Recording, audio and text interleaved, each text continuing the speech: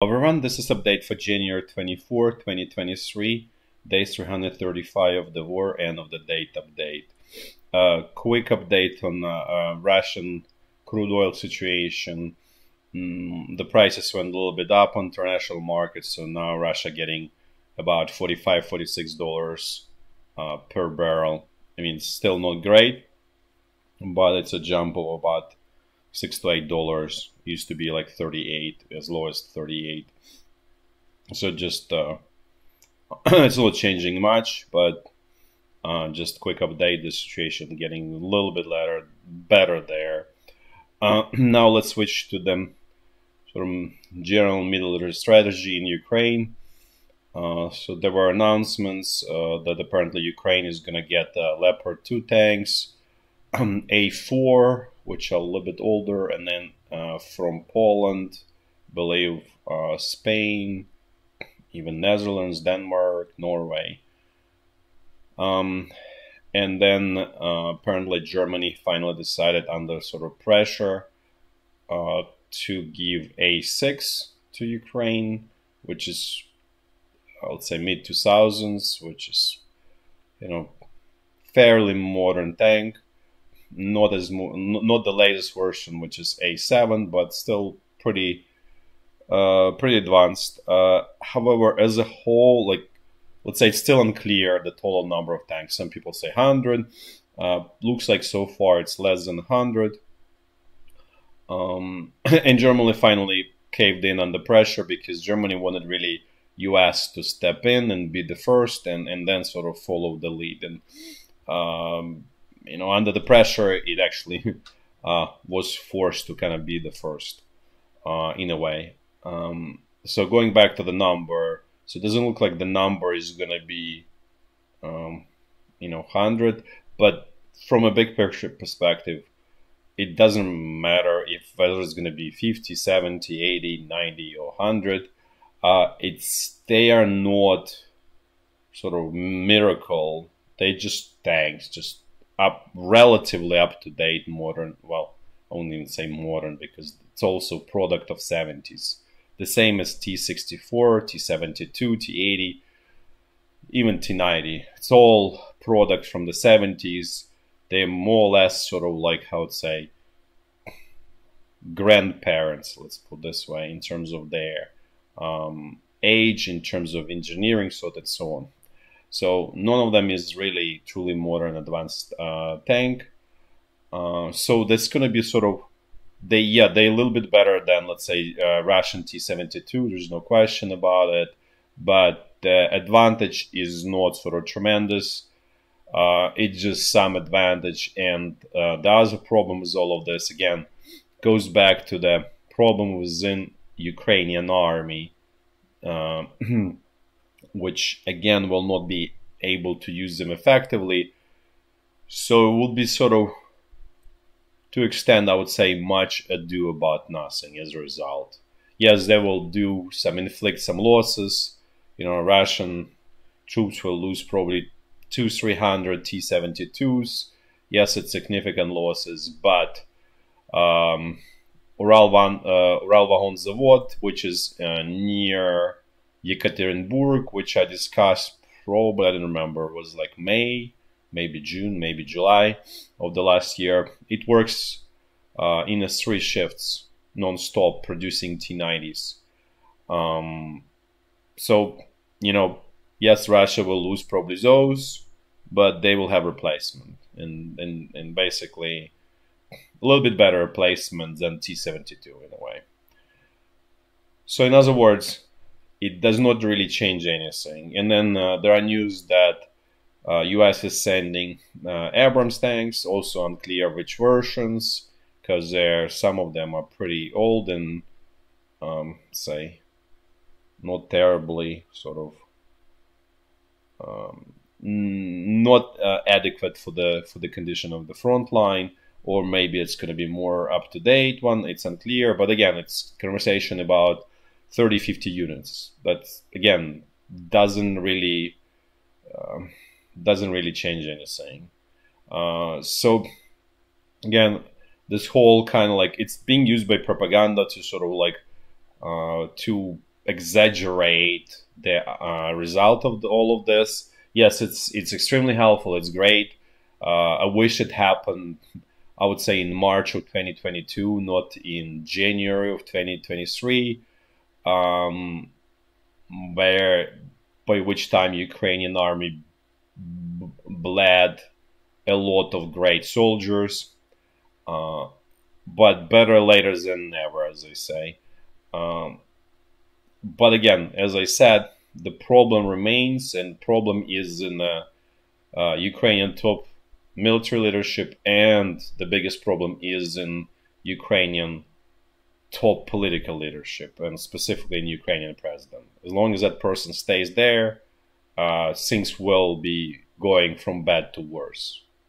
Unless Ukraine gets, let's say, 1,000, Challenger Leopards, Abrams, and I don't know, 100 F-16, or 200 F-16, or even 300, where it's going to be, exceeding advantage over Russia. That's just not going to happen. And so this mount, it's at this point, it's not 12 Challenger tanks, which, again, going back, Challenger is probably the best out of all of these three tanks. I would say single out as as extremely capable tool if it's in the right hands. But it's like, in a way, like, think about this. It's like you give like super advanced tool for surgery to someone who you grab on the street who never did any surgeries, no knowledge, no nothing, and you put in a surgery room. Even if that person has excellent tools, the outcome is going to be, let's say, below the mediocre. But if you have someone who is really trained, who is motivated, who is organizationally enabled, and then the person can make miracles, even with the 12 tanks. Unfortunately, the situation in the Ukrainian army that it's more the first case, not the second case. And so that's why I'm extremely skeptical, because if we take example of this high precision, long distance, 155 millimeter howitzers, Ukraine completely dominates in terms of numbers, Russian military. At the same time, you don't see the difference on the front line. Russian artillery continuing to destroy Ukrainian defensive positions was essentially at will. And so something similar is probably going to happen with these tanks. So again, unfortunately, it's great, but it's not going to really change the outcome, or not even allowed to fully take initiative in Ukrainian hands or anything like that. It's just unfortunate. In terms of Russian military, it does look that Russian military is preparing, or I would say in the first stages of large offensive, and by first stage, what that really means is they are doing probing attacks, and in certain areas they are trying to improve local tactical positions to create sort of launching pads for large scale moves down the road. So for as a high, I'm just gonna walk through at high level. So again, this Zaporizhya front line now is active. Then there is also here area around Vuhledar is active. So basically this whole line, this whole stretch is becoming active. And then it looks like a southern section of this North Lugansk is becoming active too. And it looks like Russian military is starting to concentrate troops there as well. And then obviously North Donbass never sort of stop, but that's more Wagner mercenaries. And even here, situation is pretty terrible for Ukrainian side. The positive, or sort of lucky sort of saying for Ukrainian side is there is a lot of small towns here, so it's very urban, this whole area where I'm showing. So it's going to take a long time to basically penetrate through this area for the Wagner group, and obviously they will lose a lot in process and so on. So this is not the situation where there's imminent breakthrough. The most dangerous is really Zaporizhya front line.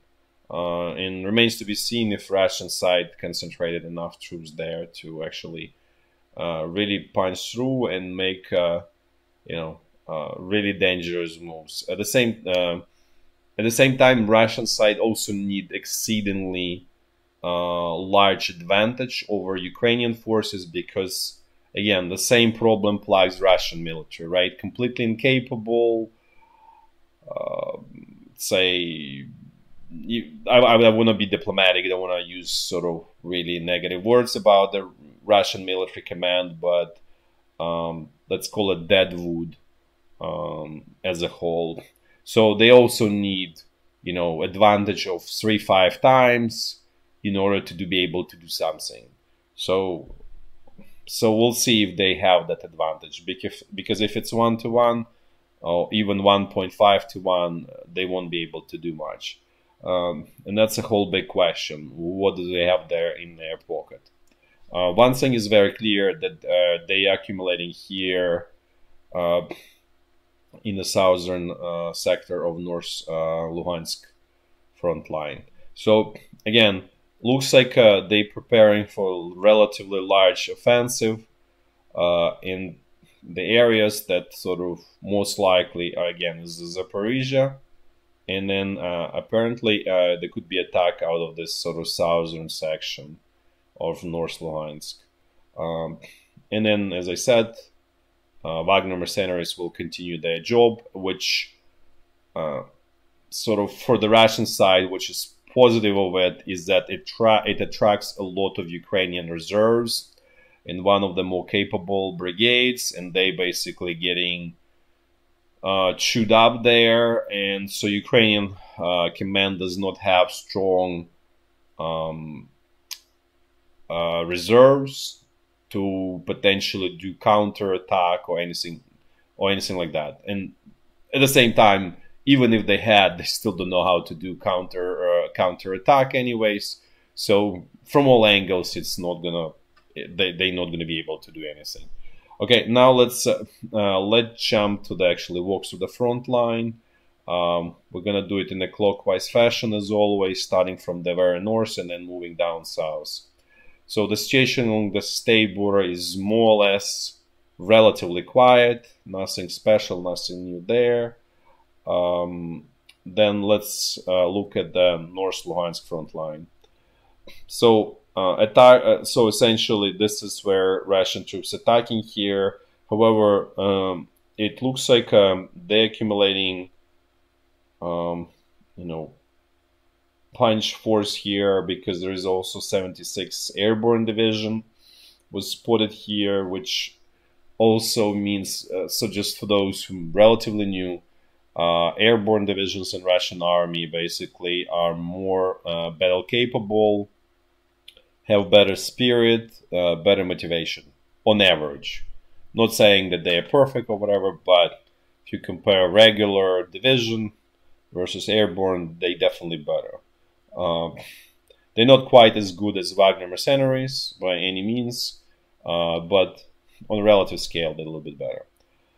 So again, there is sort of chance of basically a large offensive, and the whole idea is very primitive here, along this road towards Le Mans, basically.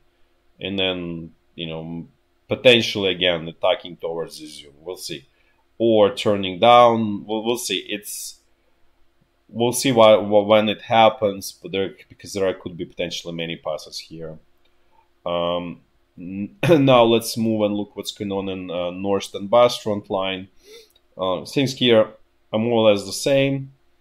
As you can see, Wagner mercenaries exploiting that situation, continuing their slow move in the western direction, and now they're also trying to kind of like push up north. Apparently, they decided to also kind of squeeze out Ukrainian troops out of this, call it Siversk area, which, or basically create sort of good protection for the flank for the move towards west. But so far, no sort of significant advances today, which, as I said many times before, doesn't mean anything. That's a sort of normal course of the business here. And then similar is going on here north of Klishchiivka. They are attacking towards Ivanivsky, trying to advance there, attacking towards this Donbass freshwater channel also, which, as I said, Ukrainian troops don't really have the spirit to at this point to hold on to it. Apparently the front line is going to be somewhere more towards west of this freshwater channel, essentially. But essentially the plan remains the same, right? So outflank Bakhmut from north, from south. From south, it's, as you can see, it's quite, they achieved quite a bit. They just need to come closer to Ivanivsky, basically start actually attacking Ivanivsky, because they, I'm talking about the Wagner mercenaries, they haven't gotten really to outskirts of Ivanivsky. They're still sort of on the way.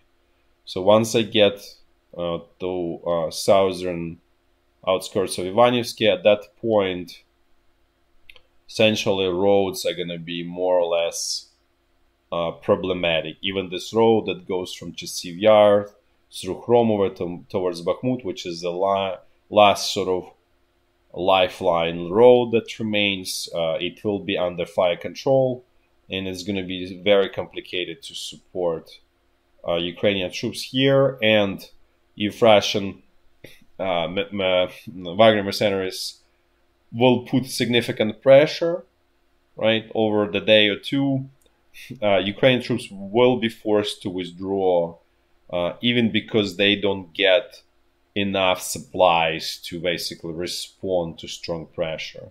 So not because even, they will be sort of losing tactically, but simply the flow of blood that goes to Bakhmut is not going to be enough to support the front line here under strong pressure from Wagner mercenaries. So in a way, it's the loss of Bakhmut is, I would say, not far away. Really, as soon as it's Russian troops here near Ivanivsky, the case is kind of closed at that point. Now let's move south to central Donbass front line. So here, Russian troops continuing their attacks out of this area north of Avdiivka. This Pisky salient, Marinka, essentially no real meaningful advances here, let's put this way, in a simple terms. Then there is a new concentrated attack against Vuhledar. Russian troops really a little bit changed tactics, and they are attacking sort of, as you can see, kind of like more towards the west of Vuhledar, and here more kind of like from south, let's say what, southeast and more like east. So, because as I said before, the geography here is horrific. If you attack straight from south, from Pavlivka, you basically, it's a suicidal attack.